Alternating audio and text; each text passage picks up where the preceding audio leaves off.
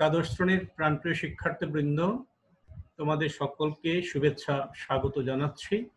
আমি জয়তুশীল সহকারী অধ্যাপক, বান্দরবান ক্যান্টনমেন্ট পাবলিক স্কুল ও কলেজ। এই মুহূর্তে আমি তোমাদেরকে জীববিজ্ঞান বিষয়ের প্রথম পত্রের অধ্যায় 1 থেকে জেনেটিক ম্যাটেরিয়াল এর তৃতীয় পর্বের ক্লাস ডিএনএ এর ফিজিক্যাল স্ট্রাকচার অর্থাৎ ভৌত গঠন সম্পর্কে পড়াবো। তোমাদেরকে বলে রাখছি, এটা অত্যন্ত ইম্পর্টেন্ট একটা প্রশ্ন, পরীক্ষায় আসে। কোনোভাবে এটাকে স্কিপ করবে না, করার কোনো সুযোগই নাই। লক্ষ্য করো তাহলে আমি কি বলছি, দেখো ডিএনএ, এটার ফুল মিনিংটা খেয়াল করো। ডিঅক্সিরাইবো নিউক্লিক অ্যাসিড, বানানটা দেখে নিবা। ডিএনএ হলো ডিঅক্সিরাইবো নিউক্লিক অ্যাসিডের অ্যাক্রোনিম, মানে সংক্ষিপ্ত রূপ, অ্যাব্রিভিয়েট ফর্ম। ডিএনএ হলো জীবের বংশগত বৈশিষ্ট্যের ধারক ও বাহক। পিতামাতার চরিত্র সন্তান সন্ততিতে যায়, ডিএনএ এর মাধ্যমে যায়। ডিএনএ থেকে আরো সংক্ষিপ্ত পর্যায়ে বললে, আরো সূক্ষ্মাতি সূক্ষ্ম পর্যায়ে বললে জিনের মাধ্যমে যায়।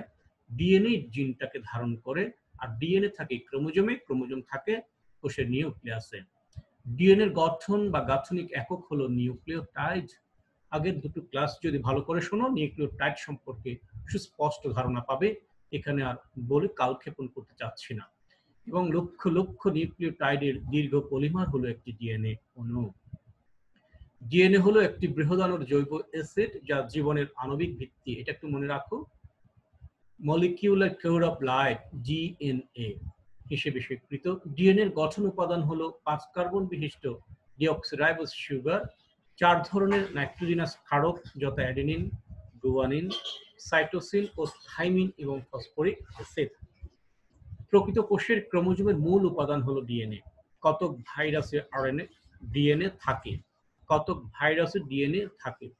ডিএনএ সূত্রাকার, কিন্তু আদিকোষ, মাইটোকন্ড্রিয়া ও ক্লোরোপ্লাস্টে বৃত্তাকার ডিএনএ থাকে। একটু আন্ডারলাইন করো, একটু পড়ে নিবা। বৃত্তাকার ডিএনএ, আদিকোষ, মাইটোকন্ড্রিয়া, ক্লোরোপ্লাস্ট। কোষের ডিএনএ এর পরিমাণ পিকোগ্রাম। 1 পিকোগ্রাম ইজ ইকুয়াল টু 10 ইনভার্স 12 গ্রাম এককে প্রকাশ করা হয়। মানুষের ডিপ্লয়েড কোষে 5 থেকে 6 পিকোগ্রাম ডিএনএ থাকে। একজন প্রাপ্তবয়স্ক মানুষের দেহে 100 গ্রাম ডিএনএ থাকে। নেক্সট, এই স্ট্রাকচারটা একটু খেয়াল করো, যদিও আগের দুটো লেকচারে দিয়েছি, আবারও বলছি, এবং ফিজিক্যাল স্ট্রাকচার যখন করবো তখনও দেখব। এটি হলো একটি ডিএনএ স্ট্রাকচার। ফিজিক্যাল স্ট্রাকচার যদি বলি, তার ভৌত গঠন, শারীরিক গঠন দেখতে কেমন। এইটি একটি সূত্রক, এটি আরেকটি সূত্রক, দুটি সুতা। ডিএনএ ডাবল হেলিক্স, দ্বিতন্ত্রী, দুটি সুতার সমন্বয়ে গঠিত। এগুলো ক্লাস 10 তোমরা পড়েছো। সূত্রক দুটি, একটি কেন্দ্রীয় অক্ষকে, যদি আমরা এই জায়গাটাকে ঠিক সোজা একটা কেন্দ্রীয় অক্ষ কল্পনা করি, তাহলে এই কেন্দ্রীয় অক্ষকে বেস করে, এখানে কোনো অক্ষ নেই বাট কল্পিত অক্ষ, এখানে একটা যে অক্ষ কল্পনা করি, এটাকে বেস করে ডান দিক থেকে সূত্রক দুটি পেঁচিয়ে থাকে পরস্পরকে, তবে এরা কখনোই একে অপরের টাচে আসে না। মাঝখানের দূরত্বটা সবসময়, এরা যে কোনো অ্যাঙ্গেলে বেঁকে যাক না কেন, যেভাবে ঘুরুক না কেন, মাঝখানে একে অপরকে টাচ করবে না। এবং তুমি যে কোনো জায়গা থেকে সূত্রক দুটিকে মাপো, মধ্যখানের ডিস্টেন্সটা সমান, অর্থাৎ এরা কখনোই কাছে আসে না। কিন্তু দূর থেকে দেখলে মনে হচ্ছে যেন একে অপরের, যেমন এই জায়গায় মনে হচ্ছে একে অপরের কাছে এসছে, এই জায়গায় মনে হচ্ছে একে অপরের কাছে আসছে, ব্যাপার ঠিক সেরকম নয়। তুমি এই দিক থেকে দেখছো বিধে এরকম মনে হচ্ছে, এখান থেকে দেখো তখন তুমি এইরকম একটা স্ট্রাকচার, একটা ভিউ, ঠিক এই জায়গায়, এখান থেকে তোমার অ্যাঙ্গেল পরিবর্তনের সাথে সাথে এরকম একটা ভিউ দেখা যাবে। আশা করি বুঝতে পেরেছো। দেখো, এই সূত্রক দুটি কিন্তু একটি আরেকটির মতো নয়, বরং এরা অ্যান্টিপ্যারালাল, তবে একে অপরের কমপ্লিমেন্টারি, পরিপূরক। অর্থ কমপ্লিমেন্টারি অর্থ হলো একটি ডিএনএ ফর্ম করতে হলে এই ধরনের দুটি সূত্রক দরকার হবে, একই রকম নয়, অর্থাৎ সূত্রক দুটি আইডেন্টিক্যাল নয়, এরা অ্যান্টিপ্যারালাল, তবে গাঠনিক উপাদান এক। সেটা আবার কিরকম? এইটার গাঠনিক উপাদানও তুমি পেন্টোজ সুগার পাবে, নাইট্রোজেনাস বেস পাবে, ফসফরিক অ্যাসিড বা ফসফেট গ্রুপ পাবে, এটাতেও পাবে। তাহলে অ্যান্টিপ্যারালাল যেটা বলছে সেটা কেমন বিষয় খেয়াল করো। এই যে পেন্টোজ সুগার, এটা 5 কার্বন বিশিষ্ট সুগার, এইটা 1 নম্বর কার্বন, এইটা 2 নম্বর কার্বন, এইখানে আছে 3 নম্বর কার্বন, এইখানে 4 নম্বর কার্বন, এইটা 5 নম্বর কার্বন, এভাবে এই যে এটি এটি এটি, এই যে this one and this one, প্রত্যেকটা পেন্টোজ সুগার। এটা যেহেতু ডিএনএ, প্রত্যেকটি পেন্টোজ সুগার হল ডিঅক্সিরাইবোজ, অর্থাৎ 2 নম্বর কার্বনে, এই 2 নম্বর কার্বনে অক্সিজেন থাকবে না, অক্সিজেন বিহীন, অক্সিজেন ছাড়া। আশা করি বুঝতে পেরেছি এটুকু। এখন এই একটি পেন্টোজ সুগার এবং তার সাথে একটি নাইট্রোজেনাস বেস যখন যুক্ত হয় তখন সেটাকে বলা হয় নিউক্লিওসাইড, এবং সেই নিউক্লিওসাইডের সাথে যখন একটি ফসফেট গ্রুপ যুক্ত হয় তখন সেটি হলো নিউক্লিওটাইড। আশা করি বুঝতে পেরেছ। খেয়াল করো, এই পাঁচটা এবং এই পাঁচটা হলো একটা সিঁড়ির সাথে যদি কল্পনা করি, সিঁড়ির দুই পাশে রেলিং, মাঝখানে এগুলো হচ্ছে সিঁড়ির স্টেয়ার, ধাপ, একটি দুটি তিনটি এইভাবে করে অনেকগুলো ধাপ আছে। ধাপগুলো কিভাবে গঠিত দেখো, এইখানে আসে, এটা যেহেতু একটু বড় দেখতে সুন্দর। এইটা খেয়াল করো, পেন্টোজ সুগার, এটা এই পাশের পেন্টোজ সুগার। দেখো এটার অক্সিজেন ব্রিজটা উপরের দিকে, এটার অক্সিজেন ব্রিজটা দেখো নিচের দিকে, ওই যে অ্যান্টিপ্যারালাল বলছিলাম তাই। সবসময় এই সিঁড়ির ধাপ গঠিত হবে নাইট্রোজেনাস বেস দিয়ে। নাইট্রোজেনাস বেস এখানে দু ধরনের, একটি হলো পিউরিন, একটি হলো পাইরিমিডিন। পিউরিনটা হলো অ্যাডেনিন এবং গুয়ানিন, আর এই যে দেখো এখানে এই যে অ্যাডেনিন এ, এই যে দেখো গুয়ানিন জি। অ্যাডেনিন এইটা, গুয়ানিন এইটা, মনে রাখবা অ্যাডেনিন এবং গুয়ানিন হলো পিউরিন বেস, তারা ডাবল বলয়, দুইটা রিং দ্বারা গঠিত। আবার দেখো এইটা হলো টি, থাইমিন, এটা হলো সি, সাইটোসিন। এরা হলো পাইরিমিডিন বেস, এরা কিন্তু সিঙ্গেল বলয়। পাইরিমিডিন নামটা লম্বা কিন্তু তাদের গঠনটা ছোট, নাম যার বড় গঠন তার ছোট। এইখানে খেয়াল করো, পিউরিন নামটা ছোট বাট গঠন বড়, পিউরিন নামটা ছোট গঠনটা বড়, এইটা মনে রাখবা। আর সিঁড়ির যে ধাপ গঠিত হয় সবসময় যে কোনো এক পাশে একটা পিউরিন বেস আর একটা পাইরিমিডিন বেস। এই পাশে অ্যাডেনিন, এটা এই পাশেও থাকতে পারতো, এই পাশে থাইমিন, সেটা এই পাশেও থাকতে পারতো। আঁকার সময় কোনটা পর কোনটা আঁকবা সেটা বিষয় নয়, তুমি তোমার ইচ্ছা মতো এঁকে দিবা। তবে খেয়াল রাখবা, এ যেদিকে দাও তার অপোজিটে টি, টি যেখানে দাও তার অপোজিটে এ, সি যেখানে দিবা তার অপোজিটে জি, জি যেখানে দিবা তার অপোজিটে সি। এটা যেন খেয়াল থাকে। কেন?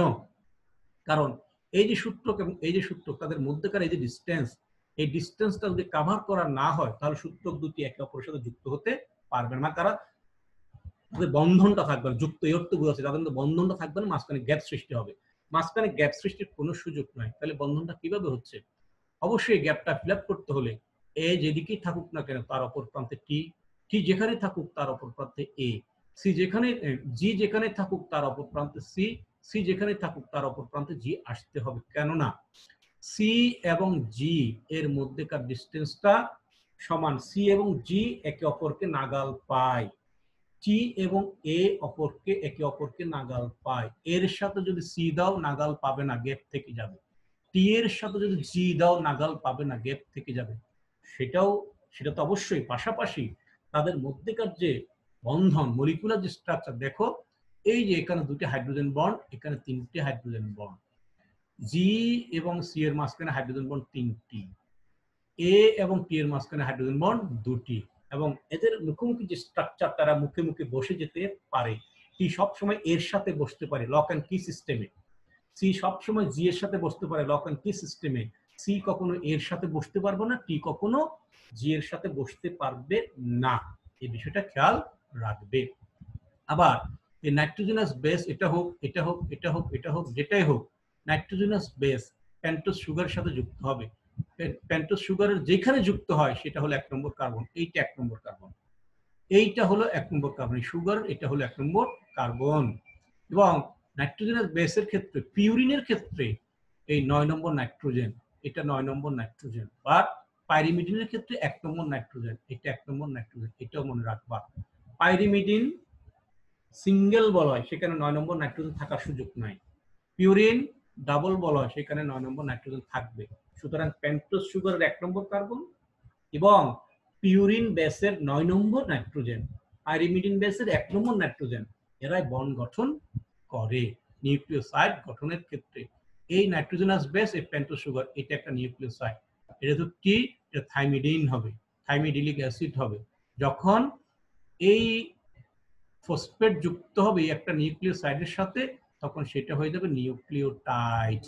এটা এটা এটা এটা হয়ে গেল নিউক্লিওটাইড। এইভাবে নিউক্লিওটাইড পলিমারাইজেশনের মাধ্যমে ফসফোডাইএস্টার বন্ধন, এই ফসফেট গ্রুপ এইদিকে এইদিকে দুই দিকে যুক্ত হয়েছে। এটার 5 নম্বর কার্বন, এইটার 3 নম্বর কার্বন। এইদিকে দেখো, এইটার হচ্ছে 5 নম্বর কার্বন, এটার হচ্ছে 3 নম্বর কার্বন। অ্যান্টিপ্যারালাল সূত্র দুটি বলেছিলাম, এই যে দেখো এই পেন্টোজ সুগার, এই পেন্টোজ সুগার, এই পেন্টোজ সুগার, এই এটা 1, এটা 2, এটা 3 নম্বর কার্বনের সাথে ফসফেট যুক্ত। এটা দেখো এই যে 1, 2, 3, 4, এই 5 নম্বর কার্বনের সাথে ফসফেট যুক্ত। এটা যদি 5 হয় এটার 3, আবার এটা যদি 3 হয় এটার 5। তার মানে সূত্র দুটি এন্টি প্যারালাল। তোমার হাত দুইটাকে তুমি পরস্পর বিপরীত দিকে চালিয়ে দাও। ডান হাতের আঙ্গুল গুলো ডান হাতের আঙ্গুলগুলো থাকবে বাম পাশে, বাম হাতের আঙ্গুলগুলো থাকবে ডান পাশে, এইরকম এন্টি প্যারালাল। তো আশা করি এখান থেকে অনেক কিছু বিষয় তোমরা বুঝতে পেরেছ। পরের স্লাইডে যাচ্ছি, খেয়াল করো প্রিয় শিক্ষার্থীবৃন্দ, একটু লক্ষ্য করতে হবে, ভালো করে শুনতে হবে। ডিএনএ এর ভৌত গঠন কি বলছে দেখো। ডিএনএ অণু দ্বিসূত্রক, বারবার বলেছি একটি সুতা একটি সুতা। বিন্যাস ডান থেকে বামে, এরা ডান দিক থেকে ঘুরেছে, ডান দিক থেকে বামে গেছে। বিন্যাসটা হলো ডান দিক থেকে বাম দিকে ঘোরানো, সিঁড়ির মতো, যাকে বলা হয় ডাবল হেলিক্স। এটা টেনে পড়েছে, আমি একটু দ্রুত আগাবো। সূত্রক দুটি সমদূরত্বে পরস্পর বিপরীতমুখী। এই যে এই সূত্রক, এই সূত্রক, ডিস্টেন্স সবসময় সমান। এখানে মনে হচ্ছে সমান নয়, এটাও সমান। এখান থেকে দেখো, এখানে মনে হচ্ছে সমান নয়, এখানে বেশি, এখানে কম। নো, এই ভিউটা এদিক থেকে দেখলে এরকম, এই ভিউটা এদিক থেকে দেখলে এরকমই দেখবে। অর্থাৎ সূত্র দুটি ঘুরেছে, বাট কেউ কাউকে টাচ করেন, দূরত্ব সমান বজায় রেখেছে। যে 5 প্রাইম 3 প্রাইম 3 প্রাইম 5 প্রাইমটা হলো এই যে এখানে আসো, এই যে এটা 1, এটা 2, এটা 3, এটা 4, এটা 5, তাহলে এটা 5 প্রাইম, এটা 3 প্রাইম, এইভাবে করে। আর এটা দেখো, এখানে আসো, এটা এটা কিন্তু উল্টা, এটার 3, এটার 5, এইভাবেই। এটা আগেও বুঝাইছি, এটার 5, এইটার 5, এটার 3, এই যে এখানে। আবার এখানে দেখো, এটার 3, এটার 5, এটাই হলো 5 প্রাইম 3 প্রাইম 3 প্রাইম 5 প্রাইম, অর্থাৎ বিপরীতমুখী, অ্যান্টি প্যারালাল, নট আইডেন্টিক্যাল। সূত্রক দুটি তৈরি হয় ডিঅক্সিরাইবোজ সুগার। ডিএনএ যেহেতু ডিঅক্সিরাইবোজ সুগার, ডিঅক্সি মানে 2 নম্বর কার্বন অক্সিজেন বিহীন, সুগার ও ফসফেটের পর্যায়ক্রমিক সংযুক্তির মাধ্যমে। রেলিং এর দিকে থাকবে পেন্টোজ সুগার আর ফসফেট, ধাপের দিকে থাকবে নাইট্রোজেনাস বেস, মাঝখানে হাইড্রোজেন বন্ড। এই হাইড্রোজেন বন্ডগুলো ডট ডট দেখাবার, ডট ডট মানে দুর্বল বন্ড। আশা করি একটু বুঝছো। পরের স্লাইডে যায়, দেখো কি বলেছে পরের স্লাইডটাতে। সূত্রক দুটির মাঝখানের প্রতিটি ধাপ তৈরি হয় এক জোড়া নাইট্রোজেনাস বেস দিয়ে, এক ডাবল বন্ড টি, জি ডাবল বন্ড, সরি জি ট্রিপল বন্ড সি। এখানে যদিও সরল রেখা দেখিয়েছি, বাট এটা ডট ডট, খেয়াল রাখো এটা ডট ডট হবে। যেখানে এ থাকবে সেখানে টি, এই পাশে এ থাকলে এই পাশে টি, এই পাশে টি থাকলে এই পাশে এ, এখানে জি থাকলে এখানে সি, এখানে সি থাকলে এখানে জি। এটা ভাইস ভার্সা হতে পারে, তবে সবসময় এ এবং টি, টি এবং এ, জি এবং সি, সি এবং জি। এই যে এখানে দেখো, এটা জি, এটা সি, এটা টি, এটা এ, এরকম। ফসফেট যুক্ত থাকে ডিঅক্সিরাইবোজ সুগারের 3 নম্বর ও 5 নম্বর কার্বনের সাথে, এটা বুঝাইছি অনেকবার বুঝাইছি। এবং ক্ষারকগুলো যুক্ত থাকে ডিঅক্সিরাইবোজ সুগারের 1 নম্বর কার্বনের সাথে, এটা বুঝিয়েছি। কাজেই সূত্রকের বাইরের দিকে ফসফেট এবং ভেতরের দিকে নাইট্রোজেন ক্ষারক বা বেস থাকে, এটা বলেছি। ডিএনএ অণুতে 4 ধরনের নাইট্রোজেন ক্ষারক, অ্যাডেনিন, গুয়ানিন, থাইমিন এবং সাইটোসিন থাকে। এই কথাগুলো বহুবার বলেছি, আর বলার প্রয়োজন নেই। 7 নম্বর দেখো, একটি সূত্রের অ্যাডেনিন, অপর সূত্রের থাইমিন, সবসময় অ্যাডেনিন থাইমিনের সাথে, এবং ডাবল হাইড্রোজেন বন্ড এ টি অথবা টি এ। এবং একটি সূত্রের গুয়ানিন, অপর সূত্রের সাইটোসিনের সাথে 3টে hydrogen bond, G C triple bond, C triple bond G যুক্ত হয়। কাজেই সিঁড়ির ধাপ হবে A double bond T, G triple bond C. Bond তৈরি হয় পাশাপাশি অবস্থিত দুটি ক্ষারের। এই যে এটা তোমরা এখানে দেখে নিবা, এই যে কিভাবে যুক্ত হলো, এই যে কিভাবে যুক্ত হলো, এই যে কিভাবে যুক্ত হলো, এই কথাগুলো এইগুলি ব্যাখ্যা দিয়েছে। এই যে হাইড্রোজেন বন্ডটা কিভাবে যুক্ত করেছে পাশাপাশি। এই যে ও এইচ এন, এটা যদি আমরা দেখি, এই যে ও এইচ এন, এটা খেয়াল করো, NHN, এই যে NHN এটা, তারপরে NHO, এই যে এটাতে দেখো N, এই যে দেখো NHO, খেয়াল করো OHN, এই যেটা ও হাইড্রোজেন বন্ড HN, এই যে ও হাইড্রোজেন বন্ড HN, এই যেটা NH হাইড্রোজেন বন্ড N, এই দেখো NH হাইড্রোজেন বন্ড N, এরপর দেখো NHO, এটা দেখো NHO। এই বন্ডগুলো কোনটা কিভাবে সাথে যুক্ত, এভাবেই তারা যুক্ত হয়। সি এবং জি এর মধ্যে 3টি অপশনে বিদ্যমান, এ এবং এই 3টি অপশন সি এবং জি এর মধ্যে থাকবে, কেননা তাদের মধ্যে ট্রিপল বন্ড। বাট এই এ এবং টি এর মধ্যে 2টি অপশন, কারণ তাদের মধ্যে 2টে বন্ড। টিতে ও থাকলেও পাশে এতে এইচএন নেই, টিতে এই যে টিতে ও থাকলেও পাশে এইচ এন, এখানে এইচ এন নেই, এই যে এখানে এইচ এন নেই, শুধু এইচ আছে, খেয়াল করো। টিতে ও থাকলেও এই 3টে অপশনের কথা বলছি, 1টি অপশন, 2টি অপশন, 3টি অপশন। এই 3টি অপশন সি এবং জি এর মধ্যে আছে, টি এবং এ এর মধ্যে নাই, কারণ এতে টিতে ও এই যে ও অপশন আছে, বাট এই এন অপশন নাই, এখানে এনটা নাই, এখানে এনটা নাই, এখানে এনটা নাই, এইচটা আছে। ডিএনএ অণুর সূত্র দুটির প্রতিটি প্যাচ বা ঘূর্ণনের দৈর্ঘ্য 34 অ্যাংস্ট্রম। এটা তো পরের স্লাইডে একটু বোঝাতে সুবিধা হবে। এই যে এখান থেকে শুরু করে এইখান পর্যন্ত একটা প্যাচ, এই যে এই এখান থেকে শুরু করে এখান পর্যন্ত একটা প্যাচ, এই প্যাচের দৈর্ঘ্য এই যে এখান থেকে শুরু করে এখান পর্যন্ত একটা প্যাচ, এই প্যাচের দৈর্ঘ্য 34 অ্যাংস্ট্রম, 34 অ্যাংস্ট্রম, 3.4 ন্যানোমিটার। প্রতিটি প্যাচের নাইট্রোজেন বেস জোরে 10টি ধাপ, এরকম ধাপ 10টি, এই যে 1টি 2টি 3টি 4টি এরকম, এখান থেকে শুরু করে এইখানে এই যে 1টি 2টি 3টি 4টি 5টি এভাবে 10টি ধাপ আছে। তাহলে ধাপ দুটি সমদূরত্বে, তাহলে ফলে সিঁড়ির এক ধাপ থেকে অপর ধাপের দূরত্ব 3.4 অ্যাংস্ট্রম। এটা মনে করি পরের স্লাইডে একটু ভালো করে বোঝানোর সুযোগ হবে, খেয়াল করো। প্রতিটি প্যাচে হেলিক্স দুটির ব্যাস 20 অ্যাংস্ট্রম। এই সুতা এই সুতা, এই দুটি সুতা যে দূরত্ব যে ব্যাসটা 20 অ্যাংস্ট্রম, তো অণুর দৈর্ঘ্য এই লম্বাতে কম বেশি হতে পারে, প্রজাতিভেদে ভেরি করতে পারে। হেলিক্সের প্রতিটি সম্পূর্ণ প্যাচ বা ঘূর্ণনে শৃঙ্খলের বাইরের দিকে একটি গভীর খাঁজ এবং একটি অগভীর খাঁজ মাইনর গ্রুপ সৃষ্টি হয়। মনে করো এই যে এখানে গভীর কাজ, এটা অগভীর কাজ, এই যেভাবে এখান থেকে যদি আমরা কল্পনা করি এখান, এইটাকে তখন গভীর বলবো, এটা কিন্তু আরেকটা, এখান থেকে আরেকটা শুরু হয়ে যায়, এখান থেকে আরেকটা শুরু হয়ে যায়, ধর এটাকে কল্পনায় আনবো না, এটা গভীর কাজ, এটাকে অগভীর কাজ হিসেবে আমরা কল্পনা করি, এইটাই গভীর কাজ। তুমি মনে করো এটাকে গভীর ধরো, এটাকে অগভীর বলতে পারো ন। তুমি যখন যে কোনো এক পাশ থেকে দাঁড়ায় দেখবা, তখন সেখানে একটা গভীর খাঁজ দেখা যাবে আর একটা অগভীর খাঁজ দেখা যাবে, দুইটা দেখা যাবে না। হেলিক্সের প্রতিটি সম্পূর্ণ প্যাচ বা ঘূর্ণনে শৃঙ্খলের বাইরের দিকে একটা গভীর খাঁজ এবং একটি অগভীর খাঁজ সৃষ্টি হয়। প্রতিটি ঘূর্ণনে মনোনিউক্লিওটাইডের সংখ্যা 10 জোড়া। এই যে 10 জোড়াই তো, এই যে একটি নিউক্লিওটাইড, এখানে সিঁড়ির ধাপ যেহেতু 10টি, এই প্যাচ থেকে এই প্যাচে যেহেতু 10টি ধাপ, তাহলে এখানে এদিকে একটি নিউক্লিওটাইড প্রতি ধাপে এক জোড়া, এখানে একটি নিউক্লিওটাইড, এখানে একটি নিউক্লিওটাইড, তাহলে 10 জোড়া নিউক্লিওটাইড থাকবে। 10 জোড়া নিউক্লিওটাইড থাকলে প্রতিটি প্যাচে হাইড্রোজেন বন্ধন সংখ্যা 25টি। কিভাবে? এখানে 3টি, এখানে 2টি, 5টি, তাহলে 5 জোড়াতে 5 5-এ 25টি হাইড্রোজেন বন্ড। ডিএনএ এর আণবিক ওজন 10⁶ থেকে 10⁹ এর মধ্যে হয়। আচ্ছা যাই হোক, এই ফিগারটা তোমাদের এই বড় ভাইদেরই আঁকা, খেয়াল করো কেন এর সাথে টি, কেন সির সাথে জি, এটা পরের স্লাইডে মনে আরেকটু ক্লিয়ার হবে।